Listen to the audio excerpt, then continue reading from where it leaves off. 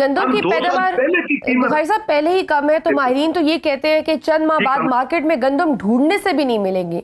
फिर यही होगा कि हुकूमत बाहर से गंदम मंगवाएगी, अरबों डॉलर खर्च करके। अगर गंदम बाहर से मंगवानी है तो मकामी किसानों से हुकूमत क्यों नहीं गंदम खरीद रही? क्योंकि अल्टीमेटली जाना तो उन्होंने इम्पोर्ट ही करने हैं। यही बात मैं आज कर रहा हूँ। आप देखें जो ईद से बनी हुई प्रोडक्ट हैं, आप जो पिज्जा ले लें, वो लजानिया ले लें जो बड़े लोग खाते हैं, हम तो नहीं, लेकिन ये है कि उसके साथ आप मैदा ले लें, सूजी ले लें, और इसकी दीगर प्रोडक्ट्स हैं वो महंगी हैं। और किसान को 2 साल पिछला रेट हम मांग रहे हैं।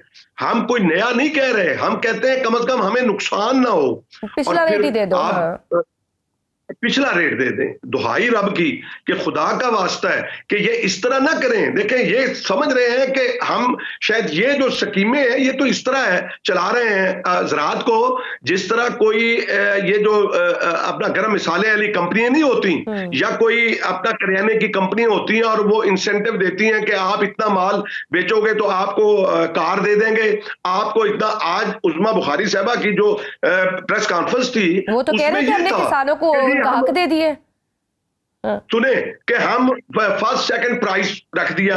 अरे भाई, ज़राअत इस तरह चलती है? आप लोगों को ज़राअत का इल्म ही नहीं है कि ज़राअत किस तरह से चलाई जाती है। आपने अच्छा, पिछली जो है साल ये इशू था ना चिड़िया, तो फिर क्या इनको ये पॉलिसी अब याद आई कि 15 अरब रुपए देना है? इनको अब याद आया कि बैंक के थ्रू 70% देना है? इनको अब याद आया कि ये जो अपना गडाउन के जो है ये गोदाम है ये देने? और फिर और खाद और बीज की अलग से कीमतें बढ़ रही हैं जी। 300 और 25 रुपए जो है वो खाद की कीमत बढ़ गई है। आप देखें कि बिजली बढ़ रही है, डीजल बढ़ रहा है, खाद बढ़ रही है, हर चीज बढ़ रही है। तो आप कम से कम जीने का हक तो देना किसान को। आप ये कहते हैं कि और फिर ये बात कही जाती है कि जी हम कहते हैं कि जखीरा जो है वो हुकूमत के पास होना चाहिए, जो फूड सिक्योरिटी का ज़ामन है। और उस किसान से आप कर रहे हैं कि जी आप जो है वो जो फूड सिक्योरिटी का ज़ामन है, जो आपकी सनत चलाने का ज़ामन है, जो आपके बाजारों की जो रौनक है, चाहे बेकरी है, चाहे आपकी कोई कपड़े की दुकान है, चाहे आपका कोई सब्जी का ठेला है, कोई फल का ठेला है, कोई आपके गोश्त की दुकान है, आपकी दूध की दुकान है, ये सब कुछ, इसके अलावा बहुत कुछ जो है वो किसान आपको प्रोवाइड करता है। तो आप किसान को ये कह के बेदस्तोपा जो छोड़ रहे हैं, और ये स्कीमें और ये तो कंपनियां, प्राइवेट कंपनियां किया करती हैं, हुकूमतें ये स्कीमें नहीं चलाया करती। ठीक है बुखारी साहब, तो पॉलिसियां देती है। बिल्कुल सही बुखारी साहब। हुकूमत की जो बॉडी लैंग्वेज देखें तो वो तो किसी सूरत गंदम की इमदादी कीमत तय करने के मूड में नजर नहीं आती, बल्कि वो काफी हद तक अपने फैसलों पर पुरअतमाद भी हैं। तो इस सूरत हाल में किसानों के पास क्या हिकमत अमली है? देखें शिजिया, मैं अपने किसानों से हम कह रहे हैं और हम इंशाल्लाह उसका बाकायदा ऐलान करेंगे। देखें, हम जंग तो नहीं कर सकते। वो कहते हैं ना, मैं मुर्शद, मैं जो चीखता रहा लेकिन जुल्म का हामी नहीं बना। मैं मतलब बेबस था, मैं नहीं। देखे, जब वो वक्त आ गया कि ये सड़कों पे निकल के, जिस तरह आज आपकी जो है वो सिंध की सड़कें बंद की हुई हैं, फिर इस नहर पे जब आप पहुंच जाएंगे तो फिर आप बताएं आपके पास क्या हल। उन हालात तक मत पहुंचने दें। आप ये ना समझें कि किसान जो है वो बड़ा ही मुतमईन है कि 9000 ट्रैक्टर मिल गया, उसको ट्रैक्टर सर में हमने दे मारना है। हमें फसल का रेट दे दें, हमें कुछ नहीं चाहिए। खालिद हुसैन बाट ने तो कहा है कि गंदम की कीमत तय ना की गई तो मजबूरन हम इस्लामाबाद में भूख हड़ताल करेंगे। हालात इस नहज पर पहुंच सकते हैं? मैं कहता हूं कि पहली जो है, मैं किसानों से कहता हूं कि वो काले झंडे लहराएं, हर बस्ती के अंदर काला झंडा, हुकूमती पॉलिसियों के खिलाफ एक अपनी मुजम्मती एक अलामत के तौर पे।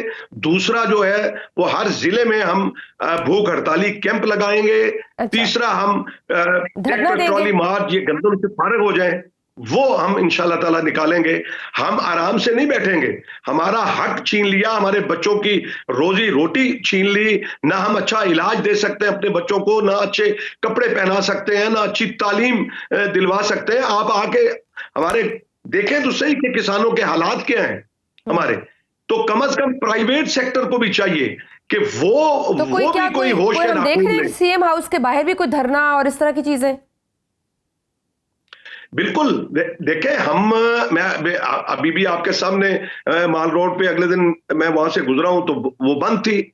लोग बेचैन हैं, लोग परेशान हैं, लेकिन हुकूमत है कि वो सब अच्छा कर राग अलाप रही है, वो इश्तिहारात दे रही है, वो कहती है कि जी सब अच्छा है। तो ये सब चीजें जो हैं ये होंगी जब हमें हक नहीं दिया जाएगा। अच्छा, गंदम आप देख लेंगे, अभी तो हमने एतबार कर लिया कि मैडम ने कहा था कि आप गंदम बीजे में आपका नुकसान नहीं होने दूंगी। जब अब नुकसान हुआ है कि वो तूड़ी आप अंदाजा लगाएं कि कल जिस खेत में हम गए जब हार्वेस्टर चलता है तो उससे तूड़ी नहीं बनती। अब ये हमारी तूड़ी पे भी नजर है। और सलमा भट्ट साहबा जो है वो अंदाजा लगाएं जिन्होंने कभी काश्तकारी की नहीं होगी, वो नजदीक से भी नहीं गुजरी होंगी, उन लोगों को बिठा दिया हमारे मुसल्लत कर दिया हमारे ऊपर कि जी वो पॉलिसी बनाएंगे। तो अगर हालात ऐसे ही रहे और हुकूमत इसी तरह से खामोश रही और किसान इसी तरह से एहतजाज करता रहा तो आपको क्या लग रहा है किसान अगले साल गंदम काश्त करेगा? जिस तरह से आपने पिछले कहा है कि आपने एतमाद करके मरीम नवाज साहिबा के इस पे कि वो हक दिलवाएंगी, आप लोगों ने काश्त की गंदम। जी बिल्कुल जी शिजिया, आप ये मेरा प्रोग्राम रिकॉर्ड पे रख लीजिएगा। अगली दफा गंदम नहीं बीजी जाएगी, अपनी जरूरत की हम बीजेंगे, जो हम खुद लेते हैं या कोई मुजारे को देता है या कोई अपने उशर जो है वो निकालता है। उसके अलावा गंदम में जब बचत ही नहीं है तो फिर क्या। मैं दूसरी फसलों की तरफ चला जाऊंगा, मैं मकाई की तरफ चला जाऊंगा, मैं कनोला सरसों की तरफ चला जाऊंगा, मैं कोई तिल बीज लूंगा, मैं कोई और फसलें लगा लूंगा, चाहे उसमें भी मुझे नुकसान हो। लेकिन ये अब जिद होगी किसान की, गैरतमंद है किसान कि भी उसको जब ये भी उसकी जो आवाज को नहीं सुनेंगे तो फिर किसान भी जो जब किसान इस नेट पे आ गया, आप मुझे बताएं तो फिर क्या ये मुल्क चल सकेगा या ये सनतें चल सकेंगी या आपके बाजारों की रौनक होगी? रवा माली साल के पहले 9 माह के दौरान कपास की इंपोर्ट में 60% इजाफा हुआ है। तकरीबन $3 अरब से जायद की कपास दरामद की गई है। जो इजाफी ज़र मुबादला टेक्सटाइल बरामदात की सूरत में हासिल हुआ वो कपास की दरामद पर खर्च हो गया। तो कपास की कम पैदावार की वजह क्या है? देखें, बुनियादी तौर पे कपास की सबसे कम जो पैदावार है, आप देखें 1.5 करोड़ से हम इतने माशाल्लाह अहल हैं कि आज हम 50 लाख बेल्स के ऊपर आ गए। हमारी जरूरत 1 करोड़ से ज्यादा बेल्स है।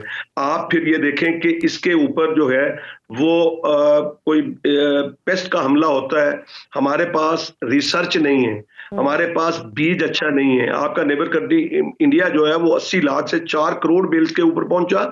उसने एक बीज जो शंकर नामी जो बीज है वो उसने बनाया और उनके जो भी एग्रीकल्चर साइंटिस्ट हैं उन्होंने देखे वो हुकूमतें पीछे खड़ी होती हैं और इसलिए और हुकूमत को भी संजीदा होने की जरूरत है और ज़राई इमरजेंसी लगाने की जरूरत है।